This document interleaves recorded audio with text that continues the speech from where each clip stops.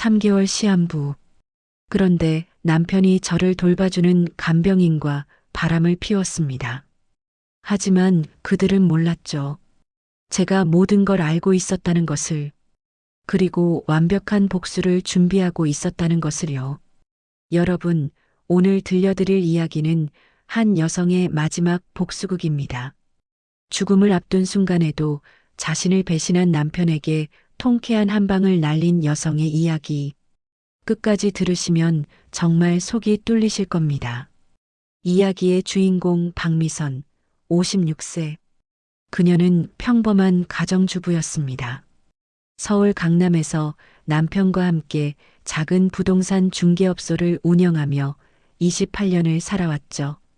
아들 하나, 딸 하나 키워서 다 출가시키고 이제 좀 편하게 살아보려던 참이었습니다. 남편 정태수는 59세. 두 사람은 맞선으로 만나 결혼했습니다. 사랑보다는 조건으로 만난 사이. 하지만 나쁘지 않았습니다. 정태수는 성실했고 술, 담배, 도박 하나 안 하는 남자였으니까요. 28년 결혼 생활 동안 바람 한 번 피운 적 없는 모범 남편이었죠. 여보, 우리 이제 좀 여행이나 다닐까? 미선이 그렇게 말하면 남편은 항상 이렇게 대답했습니다. 그래야지. 조금만 더 모으면 은퇴하고 유럽 한 달 살기 하자. 두 사람은 그렇게 노후를 준비하고 있었습니다. 하지만 운명은 잔인했습니다. 작년 가을 미선은 갑자기 속이 더부룩하고 소화가 안 되기 시작했습니다. 처음에는 대수롭지 않게 생각했죠. 나이 들면 다 그런 거라고. 하지만 증상은 점점 심해졌습니다. 식사량이 확 줄어들었고 체중도 눈에 띄게 빠지기 시작했습니다. 딸아이가 걱정했습니다. 엄마, 병원 한번 가보세요. 요즘 얼굴도 노래 보이고요. 결국 미선은 병원에 갔고 위내시경을 했습니다. 그리고 일주일 후 대학병원에서 청천벽력 같은 진단이 나왔습니다. 췌장암입니다. 사기고요. 이미 다른 장기로 전이가 된 상태입니다. 의사의 말이 이어졌습니다. 수술은 불가능하고 항암 치료를 하더라도 길어야 3개월에서 6개월 정도로 보입니다. 시한부 선고였습니다. 병원을 나오는 내내 남편은 울었습니다. 미선아, 이럴 수가 있나? 미선은 오히려 남편을 위로했습니다. 여보, 괜찮아요. 사람은 언젠가 다 가는 거잖아요. 하지만 정태수는 받아들일 수 없었습니다. 그는 병원을 수십 군데 알아봤습니다. 혹시나 하는 마음으로. 하지만 진단은 모두 같았습니다. 췌장암 사기, 시한부, 항암 치료가 시작되었습니다. 처음에는 미선이 혼자서도 충분히 생활할 수 있었지만 항암 부작용이 심해지면서 몸이 급격히 약해졌습니다. 화장실 가는 것도 힘들어졌고 식사 준비는 물론이고 씻는 것조차 버거워졌습니다. 남편이 말했습니다. 미선아, 간병인을 알아봐야겠어. 나도 일을 봐야 하니까. 며칠 후 김수진이라는 여자가 집을 찾아왔습니다. 45살. 작고 날씬한 체구에 단정한 인상을 가진 여자였습니다. 간병 경력도 5년이나 되었다고 했죠. 어머니, 제가 잘 모실게요. 걱정하지 마세요. 수진은 정말 친절했습니다. 미선의 손발이 되어 모든 것을 도와주었죠. 식사 준비부터 목욕, 화장실, 약 챙기기까지. 처음에는 부끄럽고 민망했지만 점점 수진 없이는 하루도 버티기 힘들어졌습니다. 남편도 수진에게 고마워했습니다. 수진 씨, 정말 감사합니다. 당신 덕분에 내가 일도 볼 수 있어요. 간병인을 구한 후 정태수는 다시 부동산 일을 시작했습니다. 집에만 있으면 우울해진다며 일을 하는 게 오히려 나을 것 같다고 했죠. 미선도 그게 좋다고 생각했습니다. 남편이 자기 병 때문에 인생을 포기하는 건 원치 않았으니까요. 여보, 일 다녀오세요. 수진 씨가 잘 돌봐주시니까 걱정하지 마세요. 하지만 점심 전에 오던 남편이 점점 늦게 들어오기 시작했습니다. 처음에는 일주일에 한두 번, 그러다 점점 더 자주 남편이 집에 없는 시간이 길어졌습니다. 2월 초순쯤이었습니다. 뭔가 이상하다는 느낌을 처음 받은 건 어느 날 수진이 화장실에 간 사이 그녀의 핸드폰에서 카톡 알림이 왔습니다. 핸드폰이 테이블 위에 놓여 있었는데 화면이 켜지면서 메시지 내용이 보였습니다. 오늘도 보고 싶어. 어머니 주무시면 전화해. 발신자는 남편 정태수였습니다. 미선의 심장이 철렁 내려앉았습니다. 아니야, 아닐 거야. 단순히 업무 관련 이야기일지도 몰라. 하지만 보고 싶어라는 말이 업무와 무슨 관련이 있단 말입니까?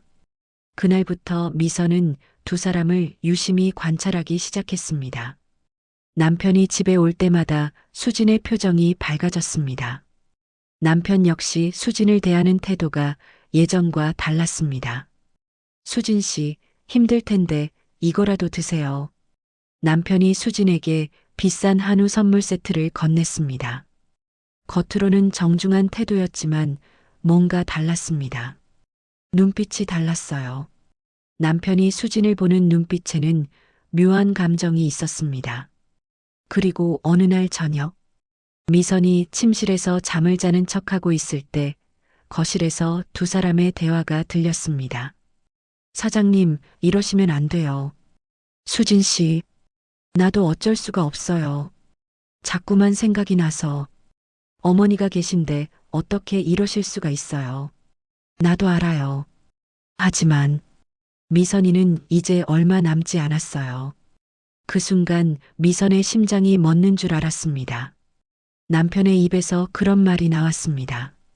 미선이는 이제 얼마 남지 않았어요. 그래도 안 돼요. 저는 이런 관계 원치 않아요. 수진 씨, 미안해요. 하지만 당신도 나한테 마음이 있잖아요. 침묵이 흘렀습니다. 그리고 곧 이상한 기척이 들렸습니다. 무슨 소리인지는 정확히 알 수 없었지만 두 사람이 가까워진 것 같았습니다.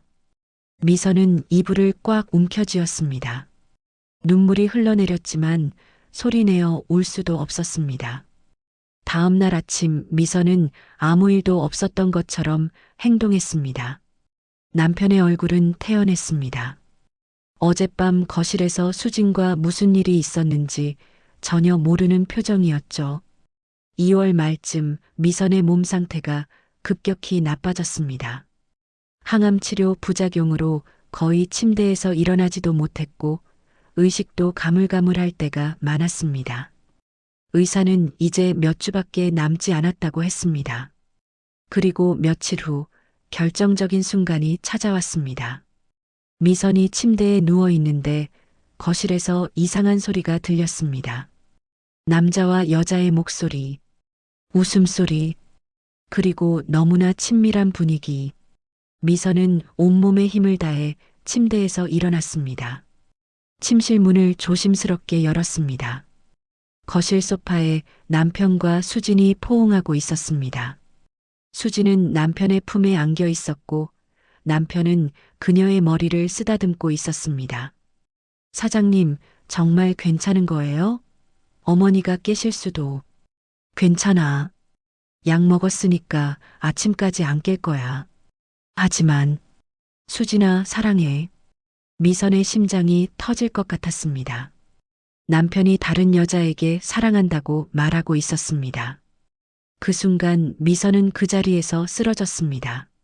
어머니, 수진의 비명소리가 들렸습니다. 그리고 미선은 의식을 잃었습니다. 미선이 다시 눈을 뜬 것은 병원 응급실이었습니다. 남편이 침대 옆에 서 있었습니다. 미선아, 괜찮아? 미선은 더 이상 아무 말도 하지 않았습니다. 의사는 미선의 상태가 심각하다며 입원을 권했고 미선은 병원에 입원하게 되었습니다. 입원한 지 사흘째 되던 날, 미선이 잠든 척하고 있을 때 병실 문이 열리는 소리가 들렸습니다. 남편과 수진이었습니다. 오늘은 좀 어때요? 수진이 작은 목소리로 물었습니다. 의사가 그러는데 이제 정말 얼마 안 남았대. 남편의 목소리에는 슬픔보다는 뭔가 다른 감정이 섞여 있었습니다. 사장님, 수진아, 미선이가 가면 우리 정식으로 사귀자. 정말요? 응. 너랑 결혼하고 싶어? 사장님, 저도요. 저도 사장님이 너무 좋아요. 미선이 장례 치르고 나면 시간을 좀 가져야겠지만 1년 정도 후에 우리 결혼하자. 병실에서, 미선의 침대 앞에서 두 사람은 미선이 죽은 후의 계획을 이야기하고 있었습니다. 그런데 사장님, 재산은 어떻게 되는 거예요? 수진이 조심스럽게 물었습니다. 아, 그거 걱정하지 마. 부동산이랑 예금이랑 합쳐서 한 12억 정도 될 거야. 12억이요? 응. 강남에 있는 오피스텔도 있고 분당에 아파트도 하나 있거든. 애들한테 안 가요? 애들은 이미 다 해줬어. 집도 사주고 결혼 비용도 다 됐고 이제 남은 건 내 거야. 그럼 저도. 그럼 우리 거지. 결혼하면. 두 사람은 웃었습니다. 미선이 죽으면 받을 재산에 대해 이야기하면서 웃고 있었습니다. 그 순간 미선의 안에서 뭔가가 끊어졌습니다. 슬픔이 아니었습니다. 분노였습니다. 다음 날 미선은 아들에게 전화를 했습니다. 준호야, 엄마가 부탁 좀 할게. 변호사 선생님 한 분 소개 좀 해줄 수 있니? 아들은 자기 대학 동기 중에 변호사가 있다며 연락처를 알려주었습니다. 그날 오후 35살쯤 되어 보이는 김민지 변호사가 병실을 찾아왔습니다. 미선은 민지 변호사에게 모든 상황을 설명했습니다. 시한부 선고를 받은 것, 남편과 간병인의 불륜, 그들이 재산을 노리고 있다는 것. 민지 변호사는 심각한 표정으로 들었습니다. 이건 정말 심각한 사안입니다. 증거가 있으신가요? 아직은 없어요. 하지만 녹음을 하려고 해요. 민지 변호사는 녹음 방법과 법적 절차에 대해 자세히 설명해 주었습니다. 먼저 확실한 증거를 확보하셔야 해요. 녹음이나 영상, 문자 메시지 등이요. 그리고 재산 문제는 유언장을 작성하시는 게 좋겠습니다. 유언장이요? 네. 지금 상태로 가시면 남편분이 배우자로서 법정 상속을 받게 됩니다. 하지만 유언장을 작성하시면 다르게 할 수 있어요. 배우자 상속 유류분이 있어서 완전히 막을 수는 없지만 최소화할 수는 있습니다. 그리고 불륜 증거가 있다면 재판에서 유리할 수 있고요. 민지 변호사는 작은 녹음기를 건네주었습니다. 이거 쓰세요. 작아서 옷 속에 숨기기 좋아요. 병원에서 퇴원한 후 미선은 집으로 돌아왔습니다. 의사는 만류했지만 미선은 집에서 지내고 싶다고 했습니다. 증거를 수집하기 위해서였죠. 미선은 녹음기를 속옷 속에 숨기고 생활했습니다. 그리고 기회를 노렸습니다. 사흘째 되던 날 밤, 남편이 늦게 들어왔습니다. 미선아, 자니? 아니요, 안 자요. 그래. 내가 오늘 너한테 할 말이 있어. 남편은 한참을 망설이다가 입을 열었습니다. 미선아, 나 수진 씨한테 마음이 생겼어. 미선은 침착하게 대답했습니다. 알아요. 뭐? 남편은 놀란 표정을 지었습니다. 알고 있었어요. 당신이 수진 씨를 좋아하는 거 언제부터 알았어? 꽤 됐죠. 그런데 왜 말하는 거예요? 지금? 미선아, 미안해. 나도 어쩔 수가 없었어. 당신 기다리고 있는 거죠? 내가 죽기를. 그래야 수진 씨랑 떳떳하게 살 수 있으니까. 그게 아니라. 재산은 어떻게 나눌 계획이에요? 12억이라고 했죠? 남편의 얼굴이 새하얗게 질렸습니다. 그건 어떻게 병실에서 다 들었어요. 수진 씨랑 1년 후에 결혼하기로 했다면서요? 녹음기는 모든 대화를 선명하게 담고 있었습니다.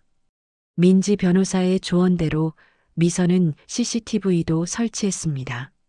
아들에게 부탁해서 몰래 구입한 작은 카메라, 거실 액자 속에 숨겨두었죠.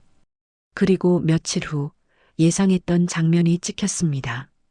미선이 약을 먹고 깊이 잠든 척 했을 때 거실에서 남편과 수진이 포옹하고 입맞춤하는 장면, 미선이 죽으면 재산을 나누겠다고 이야기하는 장면, 모든 것이 CCTV에 담겼습니다.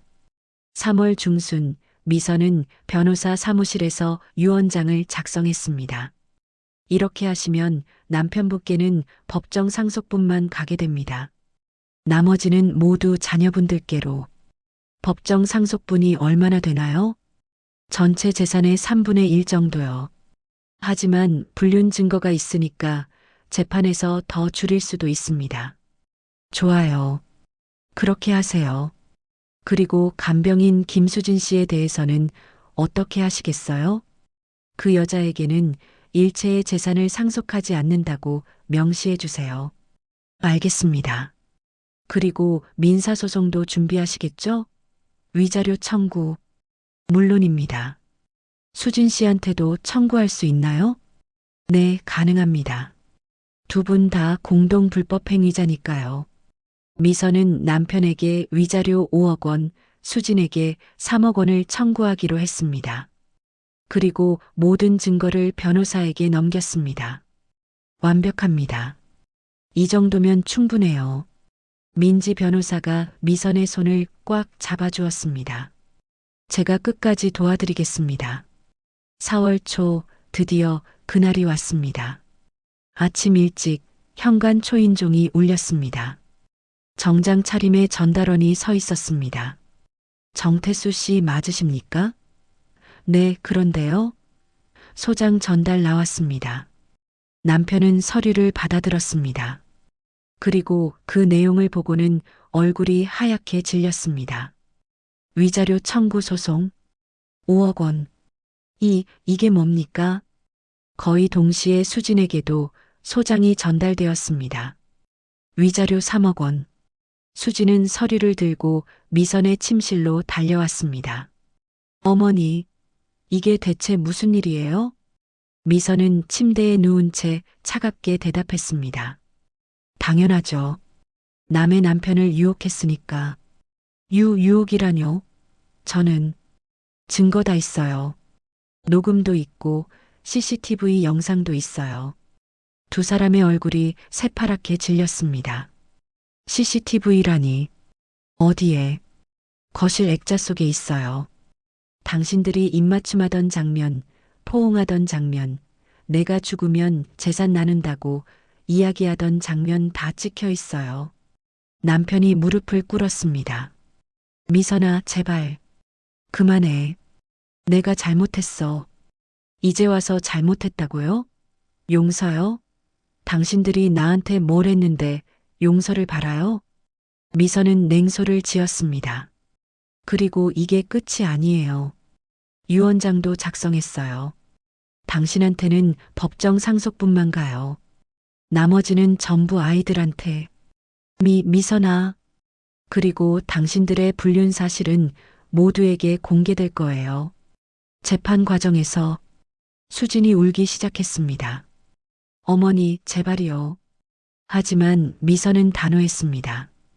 이제 당신들의 진짜 지옥이 시작될 거예요. 소송이 시작되면서 모든 증거가 공개되었습니다. 녹음 파일, CCTV 영상, 문자 메시지, 통화 기록. 민지 변호사는 철저하게 준비했고 법정에서 모든 것을 공개했습니다. 재판은 사람들의 관심을 끌었습니다. 시한부 선고받은 아내 두고 간병인과 바람난 남편 언론에서 대서특필했습니다. 남편과 수진의 얼굴이 신문에 실렸습니다. 정태수, 죽어가는 아내 방치하고 40대 간병인과 불륜. 간병인 김수진, 환자 재산 노리고 남편 유혹. 주변 사람들의 반응은 차가웠습니다. 어떻게 저럴 수가 있어? 저 나이에 부끄러운 줄도 모르고. 저 젊은 여자도 참. 돈이 그렇게 좋나? 남편의 부동산 사무실에는 손님이 끊겼습니다. 저런 사람한테 집을 맡기겠어요? 수진도 간병인 일을 그만둬야 했습니다. 김수진 씨요? 그 사람은 안 됩니다. 인터넷에 검색해 보세요. 재판은 3개월간 진행되었습니다. 그동안 미선은 병원 침대에 누워 모든 과정을 지켜봤습니다. 민지 변호사는 완벽하게 일을 처리했습니다. 재판장님, 피고 정태수는 아내가 시한부 선고를 받은 상황에서도 간병인과 부적절한 관계를 맺었습니다. 이는 단순한 외도가 아니라 죽음을 앞둔 배우자에 대한 극악무도한 배신행위입니다. 재판은 미선의 승리로 끝났습니다. 피고 정태수는 원고에게 위자료 5억 원을 지급하라. 피고 김수진은 원고에게 위자료 3억 원을 지급하라. 망치 소리가 법정에 울렸습니다. 8억 원. 남편과 수진이 물어내야 할 돈이었습니다. 재판이 끝난 후 유언장이 집행되었습니다. 미선은 전 재산을 아이들에게 물려주었고 남편에게는 법정 최소 상속분만 남겼습니다. 총 재산 12억 원 중에서 남편이 받은 것은 겨우 2억 원. 그것도 위자료 5억 원을 갚아야 했으니 실제로는 3억 원의 빚이 남았습니다. 이럴 수가. 28년을 함께 살았는데 2억 원이라니. 남편은 서류를 보며 무너졌습니다. 하지만 이것은 시작에 불과했습니다. 수지는 더 비참했습니다. 위자료 3억 원을 갚을 길이 없었으니까요. 그녀의 재산은 모두 압류당했습니다. 본가로 쫓겨간 그녀를 부모마저 외면했습니다. 넌 이제 우리 딸 아니다. 나가. 남편의 부동산 사무실은 문을 닫아야 했고 집도 팔아야 했습니다. 빚을 갚기 위해서였죠. 이게 다 누구 때문이야? 내가 나를 유혹했잖아. 남편이 수진에게 소리쳤습니다. 제가요? 사장님이 먼저 접근하셨잖아요. 너 같은 여자 때문에 내 인생이 망쳤어. 두 사람은 서로를 원망하며 헤어졌습니다. 사랑이라고 믿었던 감정은 이미 증오로 변해 있었습니다. 6월 초 미선의 생명이 꺼져가고 있었습니다. 의사는 이제 며칠밖에 남지 않았다고 했습니다. 아들과 딸이 병상을 지켰습니다. 엄마, 괜찮으세요? 응, 괜찮아. 미선의 목소리는 거의 들리지 않았습니다. 엄마, 저희가 잘못했어요. 아빠를 진작에 막았어야 했는데. 아니야. 너희 잘못이 아니야. 미선은 아이들의 손을 꼭 잡았습니다. 너희들 행복하게 살아. 엄마 걱정하지 말고. 그때 병실 문이 열렸습니다. 남편이었습니다. 초췌한 모습의 정태수. 머리는 하얗게 새었고 얼굴에는 주름이 가득했습니다. 미선아. 아들이 막아섰습니다. 들어오지 마세요. 준호야, 제발. 엄마 마지막 가는 길에. 아버지가 무슨 자격으로. 미선이 고개를 끄덕였습니다. 들어오세요. 남편이 다가왔습니다. 미선아. 미안해. 정말 미안해. 늦었어요. 나도 알아. 하지만 말하고 싶었어. 28년이 다 거짓은 아니었어. 거짓이든 진실이든 이제 상관없어요. 미선아. 그냥 가세요. 더 이상 당신 얼굴 보고 싶지 않아요. 미선은 눈을 감았습니다. 남편의 목소리가 점점 멀어졌습니다. 미선아, 미선아. 6월 10일 새벽 5시 23분. 미선은 아이들의 손을 잡은 채 조용히 눈을 감았습니다. 고통스러운 표정은 없었습니다. 오히려 평화로워 보였습니다. 엄마, 엄마. 아이들이 울었지만 미선의 얼굴에는 미소가 번져 있었습니다. 장례식장에는 많은 사람이 찾아왔습니다. 친구들, 친척들, 이웃들. 모두 미선의 죽음을 애도했습니다. 하지만 남편의 모습은 보이지 않았습니다. 장례는 조용히 치러졌습니다. 아이들은 어머니의 유골함을 가족묘지에 모셨습니다. 그리고 묘비에는 이렇게 새겨졌습니다. 사랑하는 어머니 박미선, 당신의 용기를 기억합니다. 여러분, 이 이야기는 단순한 복수극이 아닙니다. 이것은 한 여성이 마지막 순간까지 자신의 존엄을 지키고 사랑하는 자녀들을 보호한 이야기입니다. 박미선은 죽음 앞에서도 무너지지 않았습니다. 배신당한 슬픔에 잠겨 조용히 사라지는 대신 당당하게 맞섰습니다. 자신을 배신한 사람들에게 정당한 대가를 치르게 했고 자신이 평생 모은 재산이 엉뚱한 사람들 손에 들어가는 것을 막았습니다. 그녀의 복수는 감정적이지 않았습니다.